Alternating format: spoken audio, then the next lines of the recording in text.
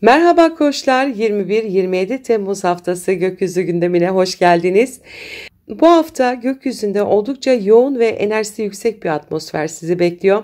Zihinsel hareketlilik, duygusal dönüşüm ve kişisel ifadenizi sahneye taşıyacağınız önemli gelişmeler kapıda. Haftaya ayın İkizler Burcu'ndaki seyahatiyle başlıyoruz. Haftanın ilk günlerinde iletişim trafiğiniz hızlanıyor. Kısa yolculuklar, kardeşler, komşular veya yakın çevrenizle ilgili gündemleriniz olabilir. Özellikle ayın Merkür'le yaptığı uyumlu açı, geri hareketteki Merkür'e rağmen eski konuları yeniden değerlendirme, geçmiş yazışmaları ve görüşmeleri gözden geçirme fırsatı sunabilir. Ancak Mars ile kare açı aceleci kararlar veya agresif çıkışlar konusunda sizi uyarıyor. Tartışmalara açık bir enerji var. Sözcükler silah olabilir, dikkatli olun. 22 Temmuz'da Ay Yengeç Burcu'na geçiyor. Eviniz, aileniz ve içsel güvenliğiniz, ihtiyacınız gündeme gelecek. Ancak Ay'ın Satürn ve Neptün'le kurduğu kare açı özellikle geçmişe dair sorumlulukları ve belirsizlikleri tetikleyebilir. Aile bireyleriyle duygusal zorluklar ya da sizi sınırlayan durumlar karşısında sabırlı olmalısınız. 23 Temmuz'da ise haftanın en önemli olayı Aslan Burcu'ndaki yeni ay. Bu yeni ay doğrudan sizin 5. evinizde gerçekleşiyor. Aşk hayatınız, çocuklarla ilgili gelişmeler, yaratıcı projeler ve sahnede olma isteğiniz ön plana çıkacak. Kalbinizin sesini dinleyerek yeni bir sayfa açma zamanı, ilişkilerde cesaret, sanatta ifade gücü ve yaşamdan keyif alma arzusu yükseliyor. Ancak dikkat, yeni aya Plüton karşıtlık yapıyor. Sosyal çevrenizden gelen baskılar, arkadaş gruplarındaki güç mücadeleleri ya da bir hedefinizle duygusal arzularınız arasında sıkışma yaşanabilir. Ben ne istiyorum sorusunu kendinize dürüstçe sormanız gereken bir döneme giriyorsunuz. Bu yeni ay ile ilgili daha geniş bir video hazırlayacağım. 25 Temmuz'da Güneş'in Plüton'la karşıtlığı kesinleşiyor. Kendi sahnenizi kurarken dışarıdan gelen otorite figürleri, toplum baskısı ya da kontrolcü tavırlar zorlayıcı olabilir. Bugünlerde kimlerle rekabet ettiğinizi, hangi duygusal ve sosyal gücün sizi geri tuttuğunu iyi gözlemleyin. Aynı gün Ay ile Merkür kavuşumu var. Yaratıcı bir fikir, duygu dolu bir konuşma ya da geçmişte kalmış bir aşk teması tekrar gündeme gelebilir. Kendinizi ifade ederken daha cesur ama bir o kadar da derin olabilirsiniz. Haftanın son günlerinde Ay Başak Burcu'na geçiyor. 6. evinize giren bu ay sizi daha pratik, düzenli ve üretken kılacak. Sağlığınız, iş ortamınız ve günlük sorumluluklarınızla ilgili konular netleşmeye başlıyor.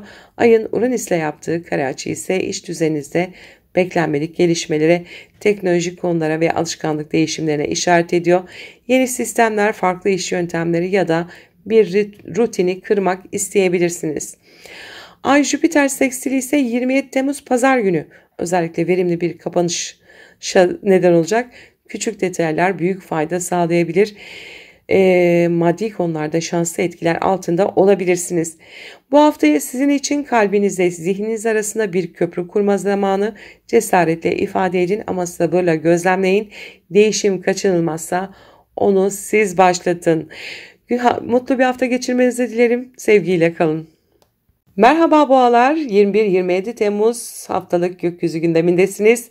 Sevgili boğalar, bu hafta gökyüzü sizin için içsel güvenliğinizi sağlamlaştırmaya, ailevi meseleleri ele almaya ve ev yaşamınızda yeni bir düzen kurmaya yönlendiriyor. Haftanın enerjisi oldukça dalgalı, sakinliğinizi korumanız her zamankinden daha önemli. 21 Temmuz'da Ay finansal alanınızı temsil eden 2. evinizde ilerliyor. Ayın Venüs'le kavuşumu ve Merkür'le yaptığı seksiyle parasal konularda yaratıcı fikirleri ve önemli geri dönüşleri beraberinde getirebilir. Geri hareketteki Merkür nedeniyle geçmişte konuşulmuş ya da ertelenmiş bir kazanç fırsatı yeniden gündeme gelebilir. Ancak Mars'tan gelen sert açı harcamalarla ilgili ani ve fevri kararlar almanıza neden olabilir. Maddi konularda ölçülü ve dikkatli olmanız gereken bir gün. 22 Temmuz'da Ay Yengeç Burcu'na geçerek iletişim alanınıza ışık tutuyor. Kardeşler, yakın çevre, kısa yolculuklar ve eğitimle ilgili temalar ön plana çıkabilir. Ancak Ay'ın Satürn ve Neptün'le yaptığı kare açılar bazı engellemeleri ya da belirsizlikleri gündeme getirebilir. Sosyal çevrenizde, iletişimde yanlış anlaşılmalara, duygusal mesafeye dikkat etmelisiniz. Bugünlerde önemli kararları biraz ertelemek daha akıllıca olabilir. 23 Temmuz'da Güneş'in de Aslan Burcu'na geçişiyle birlikte 4. ev konularınız aktive oluyor. 24 Temmuz'da gerçekleşen Aslan yeni ayı ev, yuva, aile ve içsel güvenliğinizle ilgili yeni bir başlangıç kapısı aralıyor. Yeni bir eve taşınmak, ailevi meselelerde yeni bir düzen kurmak ya da evinize dekoratif bir değişiklik yapmak için güzel bir zaman. Ancak bu yeni ay Plüton'dan karşıtlık alıyor. Kariyerle ilgili sorumluluklarınız, toplumsal baskılar ya da üstlerle olan gerginlikler ev ortamınıza yansıyabilir. İş ev dengesi kurmak bu süreçte sizin için kritik önem taşıyor. Bir yandan kariyerinizde dönüşüm yaşarken diğer yandan ailedeki güç dinamiklerini yönetmek durumunda kalabilirsiniz. Bu konuyla ilgili ayrı bir video hazırlıyorum. 25 Temmuz'da Güneş ve Plüton karşıtlığı kesinleşiyor. İşte bu noktada ailevi alanda mesleki hedefler arasında bir çekişme yaşanabilir. Hayatınızda otorite figürü olan kişilerle yüzleşmeler söz konusu olabilir. Bu eş olur, patron olur, ebeveynler olur. Duygusal olarak köklerinize bağlı kalmak isterken dış dünyadaki güç savaşları sabrınızı test edebilir. Ancak ayın Merkür'le kavuşumu aile içinde bir meseleyi açıkça ifade etme ve geçmiş bir konuyu çözme şansı sunuyor. 26 Temmuz'da ayın Venüs'le yaptığı uyumlu açı ev içinde huzuru sağlama konusunda sizi destekliyor. Aynı gün Ay Başak Burcu'na geçiyor ve 5. evinize giriyor. Bu geçişle birlikte hafta sonu aşk, çocuklar ve yaratıcılık konularında daha üretken ve çözüm odaklı bir ruh haline geçiyorsunuz. 27 Temmuz'da Ay Uranüs karesi var. Sizi aşk hayatınızda veya çocuklarla ilgili konularda sürprizli gelişmelerle karşılaştırabilir. Belki ani bir karar almanız gerekebilir ya da planlarda değişiklik olabilir. Neyse ki Ay'ın Jüpiter'le uyumlu açısı sayesinde hafta keyifli bir akışla kapanacaktır. Sanatsal projeler, keyifli organizasyonlar ya da eğlenceli sohbetler sayesinde moraliniz yükselebilir. Bu hafta hem ev hem kariyer dengesi kurmak için önemli bir fırsat sunuyor. Güvenli alanınızı yeniden yapılandırırken dış dünyanın taleplerine boyun eğmeden kararlılıkla ilerlemelisiniz. Mutlu bir hafta geçirmenizi dilerim. Sevgiyle kalın. Merhaba ikizler. 21-27 Temmuz haftası gökyüzü gündemine hoş geldiniz. Sevgili yükselen ikizler, bu hafta sizler için zihinsel hareketliliğin, önemli konuşmaların ve yeni fikirlerin haftası olacak. Gündeminiz oldukça yoğun, hem çevrenizle olan iletişiminiz artıyor hem de kendinizi ifade etme ihtiyacınız güç kazanıyor. Haftaya Ay burcunuzda başlıyoruz. Ayın Merkür'le yaptığı uyumlu açı özellikle fikirlerinizi ifade etme, yazma, konuşma ve iletişim kurma konusunda size avantaj sağlıyor. Ancak Mars'tan gelen sert açı bazı konuşmalarda sabırsızlık, öfke ya da acelecilik getirebilir. Bu nedenle özellikle iş ortamında ya da aile içinde tartışmalara girmemeye özen göstermelisiniz. Venüs ile Ay kavuşumu kendinize olan sevginizi hatırlatıyor. Cazibeniz ve iletişim beceriniz ön plana çıkacak.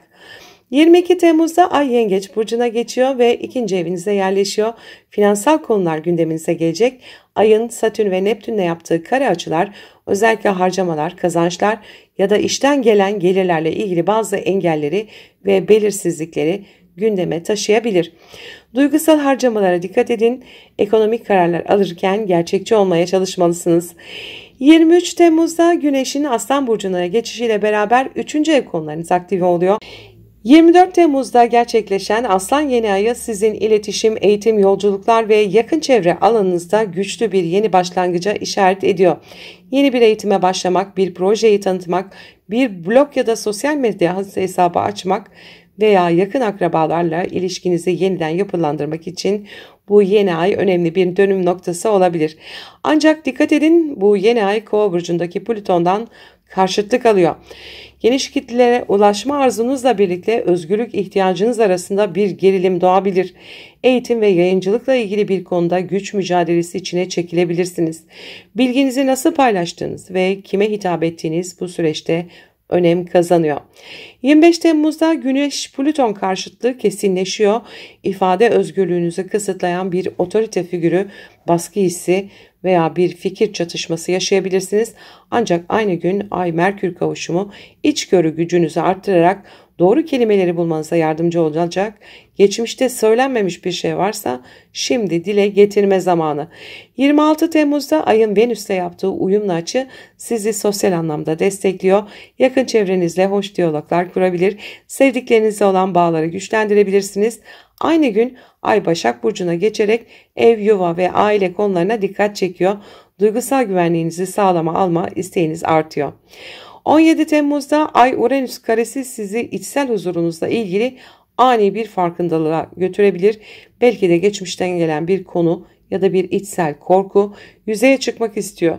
Neyse ki Ay Jüpiter seksiliyle birlikte sezgilerinizin size rehberlik ettiğini fark edecek ve haftayı umutla kapatabileceksiniz.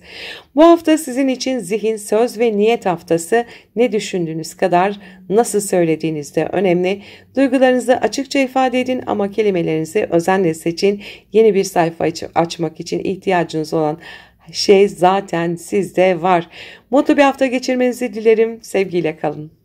Merhaba yengeçler, 21-27 Temmuz gökyüzü gündemine hoş geldiniz. Bu hafta sizin için hem kişisel hem finansal alanda yeniliklere ve içsel dönüşümlere açık bir süreç başlıyor. Gökyüzü size önce kendine değer ver, sonra yeni adımlar at diyor. 21 Temmuz'da Ay içe dönük alanınız 12. evde ilerliyor. Bilinçaltınız çok aktif, rüyalar mesajlarla dolu olabilir. Ayın Venüs'le kavuşumu size kendinizi sevdiklerinizden ya da geçmişten gelen duygusal bağlardan şifalandırma fırsatı sunuyor. Merkürle olumlu açı içsel konuşmalarınızı netleştirmenizi sağlarken Mars'tan gelen karede bastırılmış öfkenin dışa taşmasına neden olabilir. Sessiz kalmayın ama tepkilerinizi de doğru yönetin. 22 Temmuz'da Ay sizin burcunuza geçiyor ve duygusal hassasiyetiniz artıyor. Ancak aynı gün Ay'ın hem Satürn'e hem de Neptün'e yaptığı kare açılar sizi yorgun, kararsız ve sınırlandırılmış hissettirebilir. Özellikle uzaklarla ilgili konular, eğitimler ya da yurt dışı bağlantılı planlar yavaş ilerleyebilir. Otorite figürleriyle kurulan ilişkilerde sabırlı olmalısınız. 23 Temmuz'da hem sizin burcunuzda Ay Jüpiter kavuşumu gerçekleşiyor hem de Güneş Aslan Burcu'na geçerek para evinizi aydınlatıyor. 24 Temmuz'da da Aslan Burcu'nda gerçekleşen bir yeni ayımız var. Kazançlarınızı arttırmak, özdeğerinizi güçlendirmek adına sizi harekete geçiriyorlar. Yeni bir gelir kapısı, yeni bir iş teklifi ya da bir maddi güvence sağlayacak bir başlangıç söz konusu olabilir.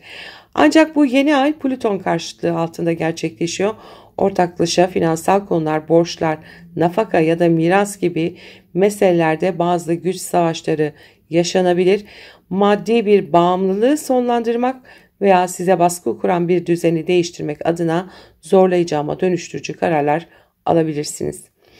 25 Temmuz'da Güneş Plüton karşıtlığı gerçekleşiyor. Maddi özgürlüğünüzü kazanmak için karşı tarafla yüzleşmeniz gerekebilir. Neyse ki Ay Merkür kavuşumu duygu ve düşüncelerinizi daha net bir şekilde ifade etmenizi sağlıyor. İçgörülerinizi görmezden gelmeyin. 26 Temmuz'da Ay iletişim evinize geçiyor. Venüs'le olumlu bir açı kuruyor. Kardeşler, komşular, yakın çevreyle güzel haberleşmeler, keyifli planlar ya da kısa yolculuklar gündeme gelebilir. Duygularınızı paylaşmak kolaylaşabilir. 27 Temmuz'da Ay Uranüs karesi var. Arkadaş çevrenizden ya da sosyal ortamlardan gelen beklenmedik bir gelişmeye işaret edebilir. Planlar değişebilir. Bazı kişilerle ilgili fikirleriniz değişebilir. Ancak Ay'ın Jüpiter sekstili sayesinde olaylara olumlu ve büyüme odaklı yaklaşarak haftayı umutla kapatacaksınız. Bu hafta hem iç dünyanızı hem de finansal alanlarınızı yapılandırmak için güçlü fırsatlar sunuyor. Değersizlik duygusunu geride bırakın. Hem duygusal hem maddi anlamda değerinizin farkına varma zamanı. Mutlu bir hafta geçirmenizi dilerim. Sevgiyle kalın. Merhaba aslanlar. 21-27 Temmuz gökyüzü gündemindesiniz. Ve aslanlar, bu hafta sahne sizin. Bu hafta Güneş burcunuza geçiyor. Bununla birlikte gökyüzü sizi spot ışıklarının altına taşıyor. Kişisel bir dönüm noktasındasınız. Hayatınızda yeni bir sayfa açılıyor. Üstelik bu sadece bir başlangıç. Haftaya sosyal çevrenizi etkileyen bir enerjiyle giriyorsunuz. Ay İkizler Burcu'nda ilerlerken arkadaşlar, gruplar ve gelecek planlarınız ön planda olacak. Ayın Venüs'le kavuşumu sizi sosyal ilişkilerde cazip ve sevimli kılıyor. İnsanlarla bir araya gelmek, fikir alışverişinde bulunmak için güzel bir gün. Merkür burcunuzda retro olması ve Ay ile yaptığı uyumlu açı geçmişte düşündüğünüz ama uygulamadığınız bir projeyi yeniden gündeme almanıza yardım edebilir. Ancak Mars'la olan sert açı bazı fikir ayrılıklarına ve gerginliklere neden olabilir. İkili ilişkilerde sabırlı olmalısınız. 22 Temmuz'da Ay Yengeç burcuna geçiyor ve bilinçaltınızı tetikliyor. Duygusal bir arınma sürecindesiniz. Aynı gün Satürn ve Neptün'le zorlu açılar içsel sıkışmışlık hissi verebilir. Özellikle kontrol edemediğiniz durumlara karşı kaygı geliştirebilirsiniz. Enerjinizi dinlenmeye, sezgilerinize kulak vermeye ve içsel olarak yenilenmeye yönlendirin. 23 Temmuz'da Güneş'in burcunuza geçişiyle birlikte sahne tamamen size ait oluyor. Burcunuzda doğan bir yeni ay da var. 24 Temmuz'da yaşamınızda çok güçlü bir yeni dönemi başlatıyor. Fiziksel görünümünüz, kişisel hedefleriniz ve genel duruşunuzla ilgili bir yenilik sürecine giriyorsunuz. Yeni bir tarz, yeni bir duruş, hatta yeni bir yol haritası çizme zamanı. Ancak bu yeni ay Kova burcundaki Plüton'dan karşıtlık da alıyor. Bazı zorlayıcı dönüşümlere de işaret ediyor. İkili ilişkilerde güç savaşları, sizi yönlendirmek isteyen kişilerle yüzleşmeler yaşanabilir. Bu dönem ben kimim sorusunu yeniden sorabilir ve başkalarının beklentilerinden özgürleşmek isteyebilirsiniz. 25 Temmuz'da Güneş-Plüto karşıtlığı kesinleşiyor. İlişkilerde güç dengeleri sınanıyor. Özellikle evlilik, ortaklık ya da uzun süreli bağlarınızda bir şeyleri kontrol etme ihtiyacı ağır basabilir. Ancak ayın Merkür'le yaptığı kavuşum size kendinizi ifade etme gücü veriyor. Sessiz kalmayın ama kırıcı da olmayın. 26 Temmuz'da Ay maddi alanınıza geliyor. Venüs'le yaptığı seks ilacı keyifli alışverişleri, estetik harcamaları ya da değerli bir yatırım fırsatını gündeme getirebilir. Kendinizi ödüllendirmek isteyebilirsiniz. Ama abartıya kaçmamaya dikkat edin. 27 Temmuz'da Ay Uranüs karesi var. Kariyer alanınızda ani gelişmelere işaret ediyor. Üstlerle ilişkilerde sürpriz durumlar ya da dış plan ya da iş planlarında beklenmedik değişiklikler yaşanabilir. Fakat Ay'ın Jüpiter'le sekstili bu değişimlerin uzun vadede size şans getireceğini de gösteriyor. Bu hafta sizin doğum haftanız gibi burcunuzda doğan yeni ay adeta hayatınızda kişisel bir yeni yıl başlatıyor. Kendinize olan inancınızı tazeleyin. Değişimden korkmayın. Siz ışığınızla başkalarına yol gösteriyorsunuz. Doğum gününüz kutlu olsun. Mutlu bir hafta geçirmenizi dilerim. Sevgiyle kalın. Merhaba Başaklar, 21-27 Temmuz haftası gökyüzü gündemindesiniz. Bu hafta sizin için içsel dönüşüm, ruhsal temizlik ve geçmişle yüzleşme zamanı. Dış dünyada görünmeyen ama iç dünyanızda güçlü etkiler yaratan bir gökyüzü sizi bekliyor. Derin bir arınma sürecine giriyorsunuz. Haftaya Ay kariyer evinizde başlıyorsunuz. İş hayatı, toplumsal sorumluluklar, üstlerle ilişkiler ve hedefler ön planda. Ayın Venüs'te yaptığı kavuşum özellikle iş çevrenizde sempati toplamanıza ve hoş iletişimler kurmanıza destek veriyor. Merkürle yapılan olumlu açı planlı hareket etmenizi sağlarken Mars'tan gelen açı kare ise özellikle getirdiği yoğunlukla birlikte iş temponuzda aşırı yorgunluk ve sabırsızlığa neden olabilir. Tükenmemek için molalar verin. 22 Temmuz'da Ay Yengeç burcuna geçiyor. Sosyal çevrenizi, grupları, arkadaş gruplarını, gelecek planlarınızı, vakıfları falan etkileyen bir alanda ilerlemeye başlıyor. Ancak Ay'ın Satürn ve Neptün'le yaptığı kare açı bazı arkadaşlık ilişkilerinde soğukluk, yanlış anlaşılma ya da hayal kırıklığı getirebilir. Ortak projeler varsa aksama yaşanabilir. Duygusal beklentilerinizi dengeleyin. 23 Temmuz'da Güneş'in Aslan burcuna geçişiyle birlikte 12. evinizde bir yeni ay gerçekleşecek. 24 Temmuz'da bu Aslan yeni ayı sizin için bir kapanış ve içsel temizlik sürecini başlatıyor. Bilinçaltınızda bastırılmış korkular, eski hikayeler ya da sizi geride tutan bağlar su yüzüne çıkabilir.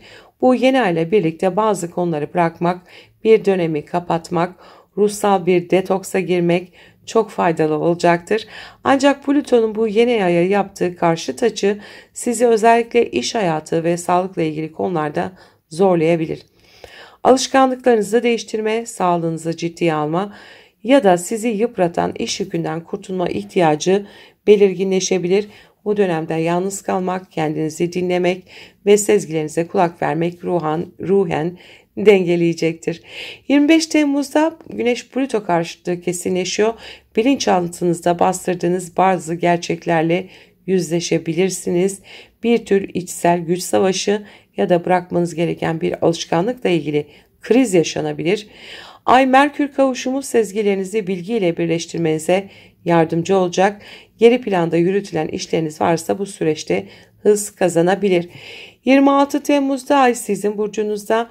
Bu da duygularınızı, ihtiyaçlarınızı daha net fark etmenizi sağlıyor. Venüs'le yapılan uyumlu açı özellikle kişisel bakım, güzellik, dış görünüm ve ilişkiler alanında destekleyici etkiler taşıyor. Kendinize daha fazla özen göstereceksiniz. 27 Temmuz'da Ay ile Uranüs arasında bir kare açı var. Ani seyahat planı, eğitim konularında değişiklik ya da inanç sisteminizle ilgili farkındalıklar getirebilir. Sürpriz haberler alabilirsiniz. Neyse ki Ay'ın Jüpiter'le yaptığı sekstil bu gelişmelerin size büyüme ve umut getireceğini gösteriyor. Bu hafta sizin için bir içsel hazırlık dönemi. Yeni başlangıçlardan önce bazı bitişlere ve vedalara ihtiyaç var. Ruhunuzu hafifletin, geçmişin yükünü serbest bırakın. Gerçek başlangıçlar en sade haliyle gelecektir. Mutlu bir hafta geçirmenizi dilerim. Sevgiyle kalın. Merhaba teraziler, 21-27 Temmuz haftası gökyüzü gündemindesiniz. Bu hafta sizin için sosyal çevrenin, gelecek hedeflerinin ve ilişkisel dönüşümlerin damga vurduğu bir dönem olacak. Gökyüzü size toplumsal ve bireysel alanlarda farkındalıklar sunuyor.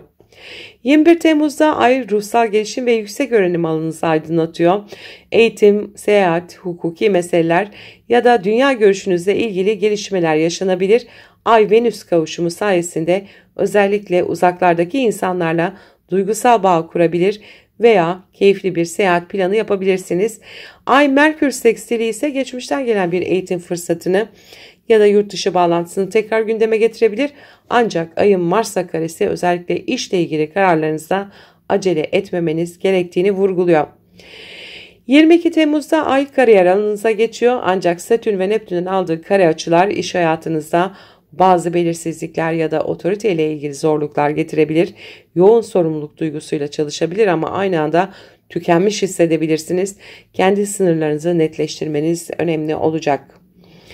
23 Temmuz'da Güneş Aslan Burcu'na geçiyor ve sosyal çevre alanınız aydınlanıyor. 24 Temmuz'da da Aslan Burcu'nda gerçekleşen yeni ay size güçlü bir sosyal başlangıç fırsatı veriyor. Yeni bir çevreye girebilir, bir projeye katılabilir, hedefinize odaklanabilirsiniz. Topluluk önünde görünürlüğünüz artabilir. Ancak bu yeni ay Plüton'la karşı taşıda özellikle aşk hayatınızda, çocuklarla ilgili meselelerde ya da bireysel yaratıcılığınızda bazı baskı ve krizler yaşanabilir. Benim neye ihtiyacım var sorusunu sormadan sosyal uyuma odaklanmak sizi yıpratabilir. Kimseyi memnun etmeye çalışmayın. Kendi merkezinizde kalın. 25 Temmuz'da Güneş-Plüton karşıtlığı kesinleşiyor. Özellikle bir arkadaş, bir topluluk ya da bir hedefle ilgili güç savaşları yaşanabilir. Baskı gördüğünüz alanlarda sınır çizme zamanı. Ay-Merkür kavuşumu sezgisel zekanızla iletişim becerilerinizi birleştirmenize olanak sağlıyor. Sessiz ama etkili olun. 26 Temmuz'da Ay içe dönük alanınız olan 12. evinize geçecek. Venüs'le yaptığı sekstil açı sizi ruhsal anlamda şifalandırabilir. Sanat, müzik, meditasyon, terapi ya da yalnız kalmak size çok iyi gelecektir. Geçmişle barışma zamanı.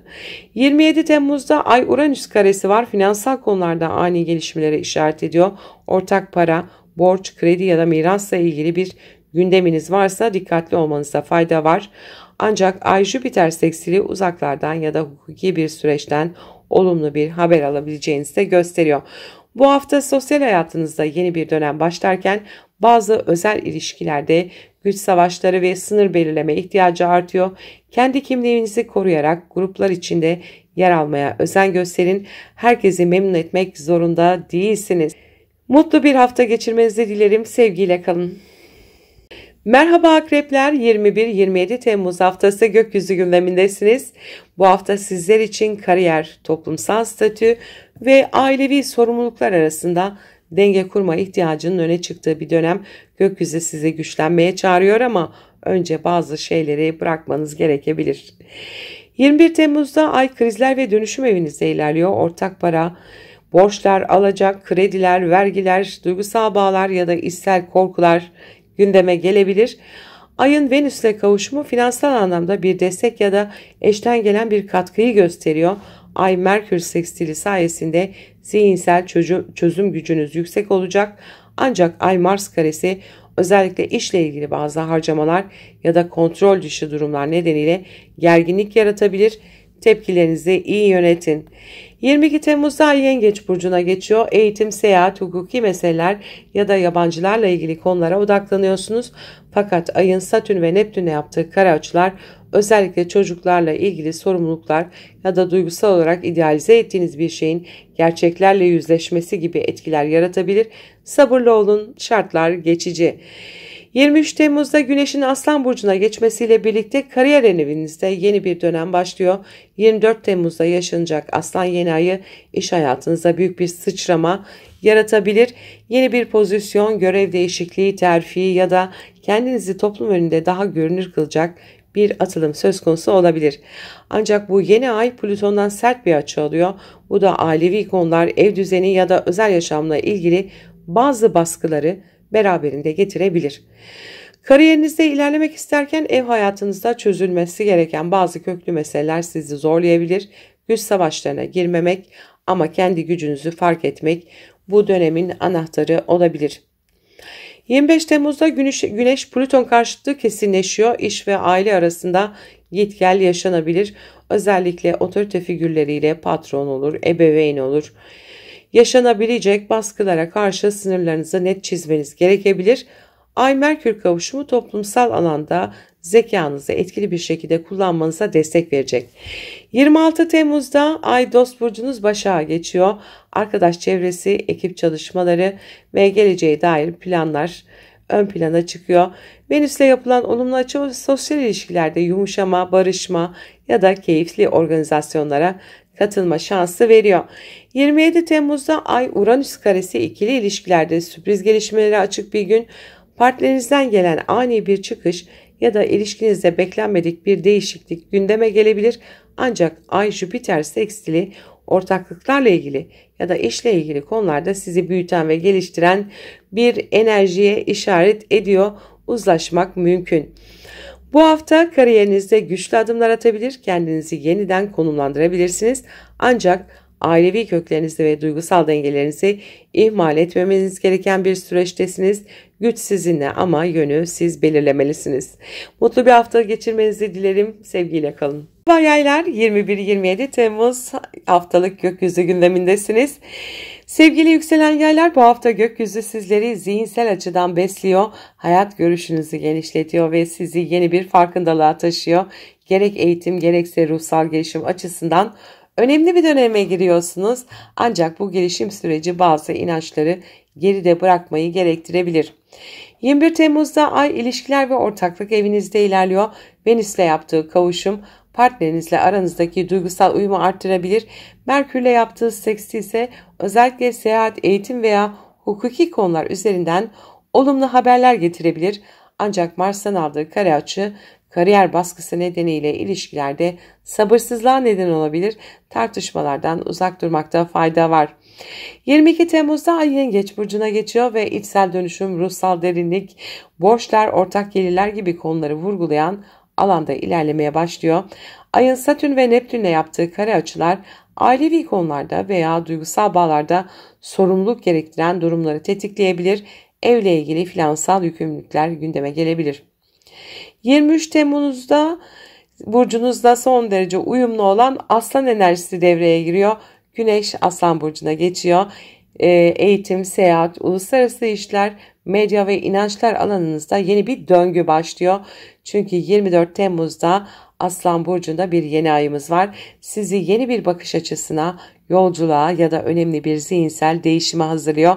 Akademik bir başlangıç ya da uluslararası bir projeye adım atabilirsiniz. Fakat bu yeni ay Kova burcundaki Plüton'la karşıt açı içinde. Bu da özellikle iletişim, eğitim ya da kardeşler çevresinden gelen baskıları, fikir çatışmalarını ya da zorlayıcı bir karar sürecini beraberinde getirebilir. İnandığınız bir şeyle ilgili yüzleşme yaşayabilir, fikirlerinizi yeniden yapılandırmak zorunda kalabilirsiniz. 25 Temmuz'da Güneş-Plüton karşıtlığı kesinleşiyor. Kendinizi ifade ederken zorlanabilirsiniz. Bazı bilgileri ya da düşünceleri açıklamak konusunda baskı altında hissedebilirsiniz. Ancak bu bir içsel dönüşüm fırsatıdır. Ay-Merkür kavuşumu ise sezgilerinizi zekanızla birleştirerek yolunuzu bulmaya yardımcı olacaktır. 26 Temmuz'da Ay kariyer evinize geçiyor. Venüs'te yaptığı uyumlu açı sayesinde iş ortamında keyifli diyaloglar, yaratıcı projeler ve destekleyici ilişkiler kurabilirsiniz. İş görüşmeleri, sunumlar veya kadın figürleriyle bağlantılı fırsatlar ön plana çıkabilir. 27 Temmuz'da Ay-Uranüs karesi var. İş ortamınızda ani değişikliklere, beklenmedik gelişmelere açık bir atmosferi yaratıyor. Çalışma düzeninizde hızlı kararlar verebilir. Neyse ki Ay-Jüpiter sekstili de var. Bu değişimlerin sizi uzun vadede olumlu etkileyeceğini gösteriyor. Yeni bir iş disiplini ya da daha sağlıklı bir rutin oluşturabilirsiniz. Bu hafta sizler için zihinsel sıçrama, vizyon geliştirme, eski düşünce kalıplarını yıkma zamanı, hayata daha yüksek bir perspektiften bakma şansınız var. Cesur olun ama iç sesinizi de ihmal etmeyin. Mutlu bir hafta geçirmenizi dilerim. Sevgiyle kalın. Merhaba Oğlaklar, 21-27 Temmuz haftası gökyüzü gündemindesiniz. Bu hafta sizler için derin bağlar, duygusal dönüşüm, finansal denge ve ruhsal güçlenme temalarını ön plana çıkarıyor. Gökyüzü sizi kendi kararlılığınızla yüzleştirmeye ama aynı anda büyük bir güçle ayağa kalkmaya çağırıyor. 21 Temmuz'da Ay günlük düzen, sağlık ve iş ortamınızı temsil eden alanda ilerliyor. Venüs'le yaptığı kavuşum iş yerinde daha keyifli ilişkiler kurmanıza, estetik projelerde başarılı olmanıza yardımcı olabilir. Ay-Merkür sekstili özellikle iletişimde geçmişle bağlantılı konuları çözmenizi sağlayabilir. Fakat Ay-Mars karesi uzaklarla ilgili işlerde ya da akademik bir süreçte aceleci tutumların gerginlik yaratabileceğini gösteriyor. Sakin kalmak en büyük gücünüz olacak. 22 Temmuz'da Ay karşıt burcunuz olan Yengeç'e geçiyor. İkili ilişkiler ve ortaklıklar ön plana çıkıyor.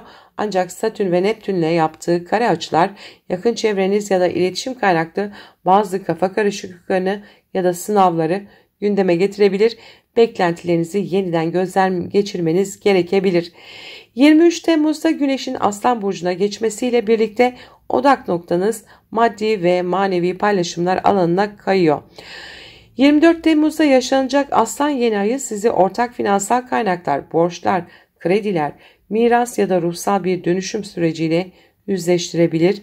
Derin bir temizlik zamanı, psikolojik anlamda ağır ama bir o kadar da arındırıcı etkiler alabilirsiniz.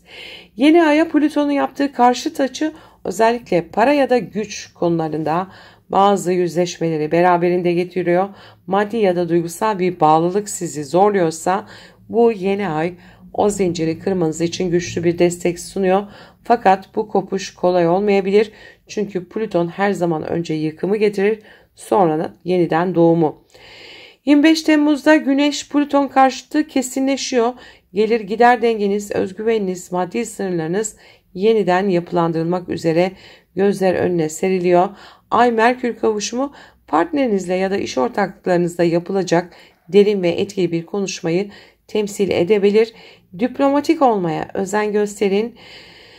26 Temmuz'da Ay Dost burcunuz Başak'a geçecek. Eğitim, yayıncılık, hukuk, yolculuklar ve kişisel gelişim konuları ön planda olacak. Venüs'le yapılan olumlu açı sizi ruhsal anlamda rahatlatacak. Belki de size umut verecek haberlerin gelmesini sağlayabilir. Manevi bağlar güçleniyor. 27 Temmuz'da Ay-Uranüs karesi var. Çocuklarla ilgili konularda veya yaratıcı işlerinizde, hobilerinizde ani ve beklenmedik gelişmelere açık olmanızı söylüyor. Ani bir karar ya da plan değişikliği olabilir. Bu ev ayrıca spekülatif yatırımları da gösterir. Onun için yatırımla ilgili durumlarınızda dikkatli olun. Ancak Jüpiter'le Ay sekstili de var. Aşk hayatınızda ya da hobilerinizde ya da spekülatif yatırımlarınızda size keyifli ve büyüme getiren bir etkiler de sunabilir. Şans sizden yana olabilir. Bu hafta sizin için derin bir arınma, ruhsal bir yeniden doğuş ve maddi manevi sınırlarınızı yeniden çizme zamanı. Güçlü olan sesiniz ama bu gücü önce kendi içinizde keşfetmeniz gerekir. Mutlu bir hafta geçirmenizi dilerim. Sevgiyle kalın. Merhaba kovalar, 21-27 Temmuz haftası gökyüzü gündemindesiniz. Bu hafta odağınız ikili ilişkiler, ortaklıklar, evlilik ya da işbirlikleri alanında yoğunlaşıyor. Güneşin karşıt burcunuza geçişi ve Aslan yeni ay ile birlikte hayatınızda yepyeni bağlantılar kurabilir veya mevcut ilişkilerinizde yön değişikliğine gidebilirsiniz. 21 Temmuz'da ay, aşk, çocuklar, keyif ve yaratıcı projeler evinizde ilerliyor. Venüs'le yaptığı kavuşum kalbinizi ısıtacak duygusal paylaşımlar ve romantik gelişmelere işaret ediyor. Ay Merkür sekstili ise eski bir sevgiliden haber almak ve bir flörtün yeniden canlanması gibi geçmiş bağlantılara açık olduğunuzu gösteriyor. Ancak Ay ile Mars'ın bir karesi var. Özellikle ortak finansal meselelerde bir gerilim yaratabilir. Duygusal kararlarla finansal adımlar atmamaya dikkat edin. 22 Temmuz'da Ay Yengeç burcuna geçiyor. Günlük yaşamınız, çalışma düzeniniz ve sağlığınız ön plana çıkıyor. Ancak Satürn ve Neptün'le yaptığı kare açılar iş ortamında belirsizliklere, maddi kaygılara ya da enerji düşüklüğüne neden olabilir. Gerçekçi planlar yapmakta fayda var. 23 Temmuz'da Güneş Aslan burcuna geçiyor ve onu geçmesiyle odak noktanız ikili ilişkiler ve ortaklıklar alanına kayıyor. 24 Temmuz'da da Aslan burcunda bir yeni ayımız var. Hayatınıza yeni bir insanı dahil edebilir ya da mevcut ilişkinizde bir başlangıç enerjisi getirebilir. Evlilik teklifi, sözleşme, danışmanlık gibi süreçler gündeme gelebilir. Fakat bu yeni ayın sizin burcunuzda ilerleyen Plüton'dan karşıt açısı var. Bu da güç savaşlarını, baskı yaratan ilişkileri ya da değişimden korkmayı gündeme getirebilir. Bir ilişki sona erebilir ya da sizi dönüştüren, hayat bakışınızı değiştiren biriyle tanışabilirsiniz. İlişkilerde kontrolü bırakmak ana tema olabilir. 25 Temmuz'da Güneş Plüton karşıtlığı netleşiyor. Bu da ben kimim? Bu da ben ve biz arasında denge kurmanız gerektiğini vurguluyor. Kendi özgürlüğünüzle bir başkasına bağlılık arasında kaldığınız bir dönem olabilir. Ay Merkür kavuşumu işbirliklerinde mantıklı kararlar almanıza yardımcı olacaktır. Sözleşmeler, görüşmeler için dikkatli olun. 26 Temmuz'da Ay Başak Burcu'na geçiyor. Ortak gelirler, borçlar, vergi, sigorta gibi maddi meseleler gündeme gelebilir. Venüs'le yaptığı olumlu açı finansal destek ya da duygusal anlamda güven veren bir gelişmeye işaret ediyor. Partnerinizin kaynakları üzerinden rahatlama yaşayabilirsiniz. 27 Temmuz'da Ay Uranüs karesi var. Aile düzeninizde, evle ilgili konularda ani gelişmelere işaret ediyor. Taşınma kararı, aile bireylerinden gelen bir haber ya da ev içi sorumluluklarla ilgili değişiklikler söz konusu olabilir. Ancak Ay Jüpiter sekstili duygusal anlamda sizi büyüten ve şifalandıran etkiler de sunuyor. Destek aldığınızı hissedeceksiniz.